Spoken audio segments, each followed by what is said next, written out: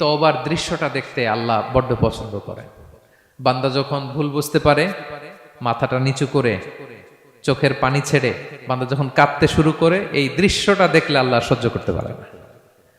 আল্লাহর রহমতের দরিয়ায় জোশ খেলে যায়, বান্দা যা চায় আল্লাহ তাই দিয়ে দেয়। তখন চোখের পানির এত বড় পাওয়ার।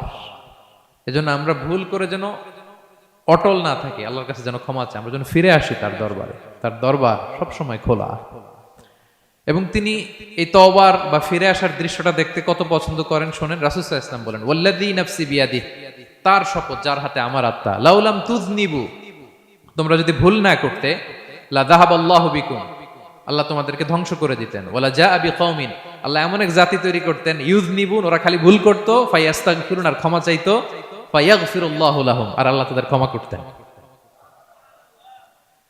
তোমরা যদি ভুল না করতে, এই বনি আদম, তোমরা যদি ভুল না করতে, তোমাদেরকে আল্লাহ তাআলা ধ্বংস করে এমন একটা গোষ্ঠী বানাইতেন যারা খালি ভুল করতো আর মাফ চাইতো, ভুল করতো আর মাফ চাইতো, আর আল্লাহ মাফ করে দিত। সুবহানাল্লাহ পড়লেন না? গাফিরিয যামবি ওয়া কাবিলিত তাওব, তিনি পাপ মোচন করার জন্যই তো তিনি আমার রব, তওবা কবুল করার জন্যই তো তিনি আল্লাহ সুবহানাহু ওয়া তাআলা, তিনি রব্বে কারীম। তার দয়ার কোনো শেষ নাই, তার মায়ার কোনো শেষ নাই।